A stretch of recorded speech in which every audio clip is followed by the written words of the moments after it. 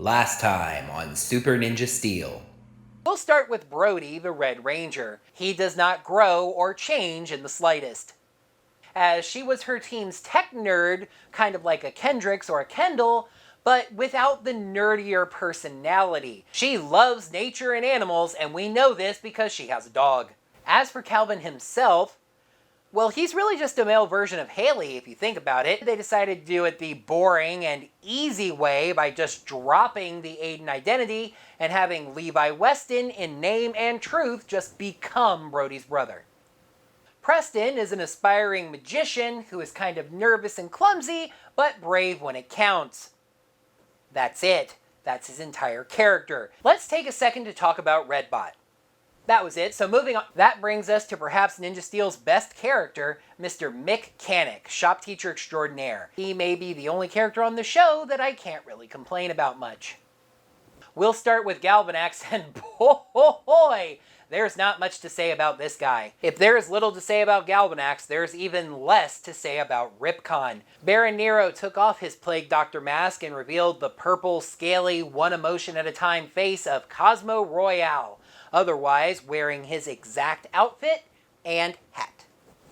I think that the writers pictured Odious being a lot like Vrock, always in the background scheming, always with a plan, always one step ahead of everyone. Except that she really wasn't. Odious was the first female main villain to also have a female main general, and that is the beginning and ending of interesting things about Madonna, other than the fact that her name kind of sounds like Madonna. Brax, Tynamon, and the Galactic Ninjas all wore an equal mention to me because they were all the same thing, like I said before. Filler characters. Wait, did I forget to even mention the two best characters on the show? Victor and Monty? What? Huh? What? What? Oh no. That's no. And now, the conclusion. I wanted to start the summary section as kind of a literal pros and cons, taking a look at what Ninja Steel did right and then comparing it to what it did wrong. But no hyperbole, no exaggeration. I'm even going to back myself down, quiet myself down a little bit, calm myself down a little to show you all. No hyperbole, no exaggeration, not making this up. I can hardly think of a thing that Ninja Steel actually did right. Only one thing comes to mind, and it's just such a small element for a season of Power Rangers. Ironically, for a season based on a Sentai where the Rangers literally were family, but in the Power Rangers version only two of them are family, they did a great job of conveying the sense that this team felt like a family. Besides the bonds between the Rangers themselves, every episode that featured one of their family members was pretty decent at the very least. Those family members were pretty well characterized, and you could feel the bonds between them and their respective Rangers, even though the family members were all but one-off guest actors anyway. And I often praised how well the relationship between Calvin and Haley was written and their chemistry on screen. My only issue there was how little their relationship had to do with the plot in general. Other than that, and other small good points, characters like Mick and Cosmo, the core of Ninja Steel was just rotten from the very beginning. Saban Brand sought to make a good set of Power Ranger seasons out of a bad Sentai. Instead, they made a bad set of Power Ranger seasons that were bad in a completely different way from the Sentai. They managed to avoid most of the pitfalls of Ninja, and instead dug 100% new American pitfalls to fall into. The story was weak and lacked any sort of drama. 44 episodes, and there was one time I can remember that the Rangers were in, oh my goodness, how are they going to get out of this peril? Foxatron. It led me to this weird point where I found myself praising the show anytime the Rangers lost a fight, which made me feel like I was cheering for the bad guys. Not that the villains had anything going for them. Galvanax was an earnest moron trying his hardest, but just too stupid to actually succeed. Then the smart person, Madame Odious, took over and proceeded to act just like the moron. The Sentai footage didn't even add anything and actually took away from the show. The suits themselves are pretty sharp, I kind of like them, but the Zords are ugly as cardinal sin. a lesson I recently relearned when I finally assembled my Ninja Fusion Megazord, a process that is far too complicated and yields far too ugly a result. It's also another Power Rangers classic collection gimmick fest, as everything in the show is done with friggin' Power Stars. Well, except for Preston's magic, but I dare you to tell me that's better. I dare you, I friggin' dare! Alright, I know some of you folks out there got really excited when I mentioned episode scores and going over the numbers. Got your calculators and your Excel spreadsheets all ready to go. So let's get to that portion of the program. Let's crunch some numbers, let's do some math. I was actually surprised to go back and see how strong Ninja Steel started, at least to me. I do remember liking the first 2 episodes, but the first 5 episodes of Power Rangers Ninja Steel average over a 3. The highlight of the first season was also the overall episode I thought was best, the 10th episode, The Ranger Ribbon. I just really liked how they handled Preston's issues with his father and made the Ranger team feel like a family. It is the closest this show got to getting a 5 out of 5 at 4.5 out of 5. 2 episodes tied for the worst of Ninja Steel at 1 out of 5, and seeing as one of them was the Christmas episode, I'm giving the worst edge to the regular episode, that being The Adventures of Redbot, an absolutely pointless focus episode on a side character that didn't even advance his character or the story a single inch. The 22 episodes of the first season, Ninja Steel, averaged 2.66 out of 5. Super Ninja Steel only got worse from there. The first season had 12 episodes, 3 or higher, while the second only had 6. It has an oddly strong run right in the middle, with episodes 8 through 11 averaging 3.125. Following that, the highest score we get is a 2.5. We've got a 2-way tie for the best of Super Ninja Steel, both coming during that strong stretch I mentioned, but similarly to Ninja Steel's worst, one of those best was also a special, the 25th anniversary episode Dimensions in Danger.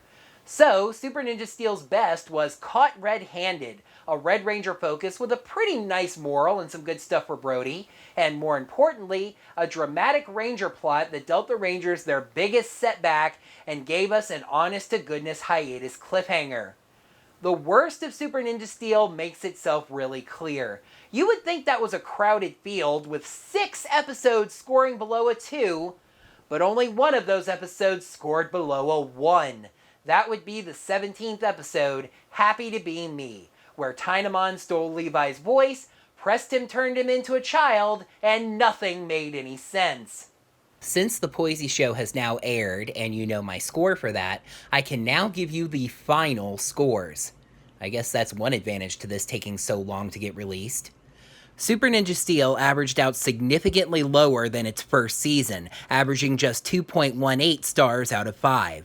To put that in perspective, Ninja Steel managed about 58 total stars out of a possible 110, while Super Ninja Steel only managed 48 stars out of 110. Averaging the 2 seasons as a whole, Ninja Steel gets a collective average score of 2.42 out of 5, which I feel is incredibly fitting. The potential to have been an average adaptation for Power Rangers was there, but it fell just short of even that incredibly low mark. I wanted to end off this recap by reminding you all of this. I am a Power Rangers fan. I have enough of a journalistic upbringing to be unbiased and to call a spade, and 2 boringly terrible god-awful seasons 2 eyeball-bleedingly terrible, horrible junk fests of 2 seasons. But I want to love Power Rangers. I go into every review I do wanting to get to the end of the pros and cons and write 5 out of 5. I do recognize the reputation that I have gained. The Orange Ranger is that fat, loud, funny guy on YouTube that yells about bad episodes of Power Rangers.